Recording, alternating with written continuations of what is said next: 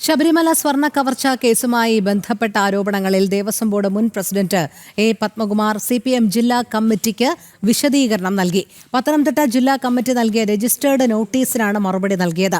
ദേവസ്വം രേഖയിൽ തിരുത്തൽ താൻ വ്യക്തിപരമായി എടുത്ത തീരുമാനമല്ലെന്നും ദേവസ്വം ബോർഡ് കൂട്ടായി എടുത്ത തീരുമാനമെന്നും പത്മകുമാർ വിശദീകരിക്കുന്നു. തെറ്റായ നീക്കങ്ങൾ ഉണ്ടായിട്ടില്ലാത്തതിനാൽ അച്ചടക്ക നടപടികൾ സ്വീകരിക്കരുതെന്നും അദ്ദേഹം ആവശ്യപ്പെടുന്നുണ്ട്. ഗോകുൽ രമേശിലേക്ക്.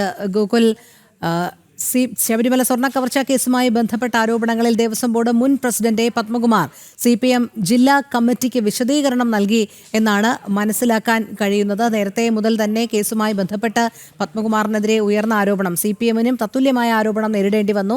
എന്തുകൊണ്ട് പാർട്ടി അംഗത്വത്തിൽ നിന്നൊന്നും ഒഴിവാക്കുന്നില്ല, ജില്ലാ കമ്മിറ്റിയിൽ നിന്ന് പോലും ഒഴിവാക്കുന്നില്ല എന്നതടക്കമുള്ള കാര്യങ്ങൾ. എന്തായാലും ഇപ്പോൾ നിലവിൽ CPM ജില്ലാ കമ്മിറ്റിക്ക് പത്മകുമാർ നൽകിയിരിക്കുന്ന വിശദീകരണം ഏത് തരത്തിലാണ്?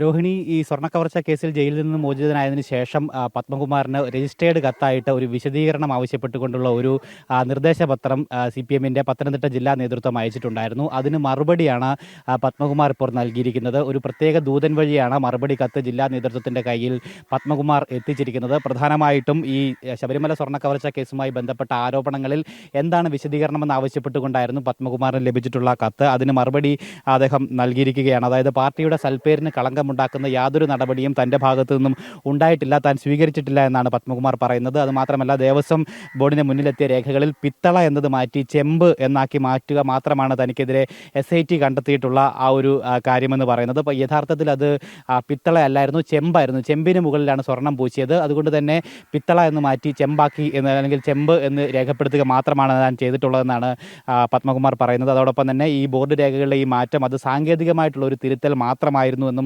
വിശദീകരണക്കുറിപ്പിൽ പത്മകുമാർ പറയുന്നുണ്ട്. ഒപ്പം ഈ തിരുത്തൽ താൻ ഒറ്റയ്ക്കെടുത്ത തീരുമാനമല്ല, അത് ദേവസ്വം ബോർഡ് കൂട്ടായിട്ട് എടുത്തിട്ടുള്ള തീരുമാനമാണ്. അതുകൊണ്ട് തന്നെ ഇപ്പോൾ കണ്ടെത്തിയിട്ടുള്ള അല്ലെങ്കിൽ ഈ ആരോപിക്കപ്പെടുന്ന കുറ്റമെന്ന് പറയുന്നത് തൻ്റെ തലയിൽ മാത്രം വെച്ച് കെട്ടുവാനായിട്ട് ശ്രമിക്കരുത്, അതൊരു കൂട്ടായിട്ട് എടുത്തിട്ടുള്ള തീരുമാനത്തിൻ്റെ പുറത്തായിരുന്നു എന്നും പത്മകുമാർ പറയുന്നുണ്ട്. അതോടൊപ്പം തന്നെ തിരുവാഭരണം കമ്മീഷണറുടെ നേതൃത്വത്തിൽ ചെമ്പ് പാളികൾ നവീകരിക്കുക എന്നത് ബോർഡ് ഒരുമിച്ചെടുത്ത തീരുമാനമാണ് എന്നും അതുകൊണ്ട് തന്നെ ഇതിൻ്റെ ഉത്തരവാദിത്വം തൻ്റെ മേൽ മാത്രം വരുന്നത് ശരിയല്ല എന്നും പത്മകുമാർ പറയുന്നുണ്ട്. അതോടൊപ്പം തന്നെ SIT കുറ്റപത്രം സമർപ്പിച്ച് താൻ ആ കുറ്റപത്രത്തിൽ പ്രതിയാണെന്ന് സ്ഥിരീകരിക്കപ്പെട്ടാൽ മാത്രമേ തനിക്കെതിരെ ഇത്തരത്തിൽ പാർട്ടി അച്ചടക്ക നടപടി സ്വീകരിക്കാവുള്ളൂ എന്നും, അല്ലെങ്കിൽ അന്നേരം മാത്രമേ ഇതിന് നിയമപരമായിട്ടുള്ള പ്രസക്തി ഉണ്ടാവുകയുള്ളൂ എന്നും, അതുവരെ തനിക്ക് നേരെ ഒരു നടപടിയും പാർട്ടി നേതൃത്വം സ്വീകരിക്കരുതെന്നും പത്മകുമാർ പറയുന്നുണ്ട്. അതോടൊപ്പം തന്നെ തൻ്റെ ഭാഗത്തു നിന്നും ഒരു തരത്തിലുള്ള തെറ്റായ നീക്കങ്ങളും ഉണ്ടാകാത്ത സാഹചര്യത്തിൽ അച്ചടക്ക നടപടി ഒരിക്കലും ഉണ്ടാകരുത് എന്നുള്ള ഒരു മറുപടിയും ഇതിന് പത്മകുമാർ നൽകുകയും ചെയ്തിട്ടുണ്ട്. എന്തായാലും ഈ രീതിയിലാണ് പത്മകുമാറിൻ്റെ വിശദീകരണ കുറിപ്പ് ഇപ്പോൾ ജില്ലാ നേതൃത്വത്തിന് മുൻപാകെ എത്തിയിരിക്കുന്നത്. പക്ഷേ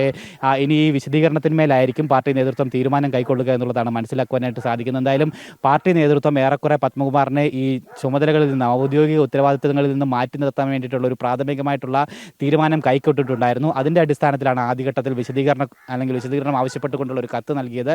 തുടർന്ന് ഈ ജില്ലാ കമ്മിറ്റിയുടെ ഔദ്യോഗിക വാട്സപ്പ് ഗ്രൂപ്പിൽ നിന്നടക്കം പത്മകുമാറിനെ കഴിഞ്ഞ ദിവസം ജില്ലാ നേതൃത്വം ഒഴിവാക്കുകയും ചെയ്തിട്ടുണ്ടായിരുന്നു. എന്തായാലും ഈ വിശദീകരണക്കുറിപ്പ് തൃപ്തികരമാണോ എന്ന് പാർട്ടി നേതൃത്വം, ജില്ലാ നേതൃത്വം പരിശോധിച്ചതിന് ശേഷമായിരിക്കും തുടർ നടപടിയിലുള്ള തീരുമാനങ്ങൾ കൈക്കൊള്ളുക എന്നുള്ളതാണ് അറിയിച്ചിരിക്കുന്നത്. എന്തായാലും പത്മകുമാറിൻ്റെ അറസ്റ്റും അതുവഴി ഉണ്ടായിട്ടുള്ള ആ പ്രശ്നങ്ങളും വിവാദങ്ങളും ഒക്കെ CPMനെ പത്തനംതിട്ട ജില്ലയിൽ വല്ലാതെ പ്രതിരോധത്തിലാക്കിയിട്ടുണ്ട് എന്നുള്ള കാര്യത്തിൽ യാതൊരു സംശയമില്ല. പ്രത്യേകിച്ച് ആറന്മുള നിയോജക മണ്ഡലത്തിലടക്കം പത്മകുമാറിൻ്റെ അറസ്റ്റ് CPMനും LDFനും വളരെ പ്രതികൂലമായിട്ടും നിൽക്കുന്ന ഒരു ഘടകം തന്നെയാണ്, ഒരു സാഹചര്യം തന്നെയാണ്.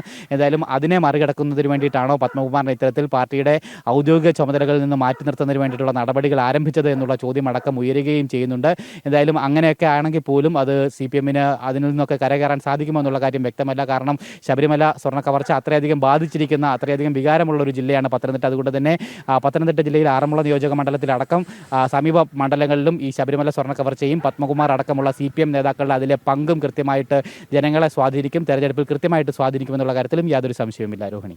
ശരി, ഗോകുൽ രമേശാണ് വിവരങ്ങൾ നൽകിയത്.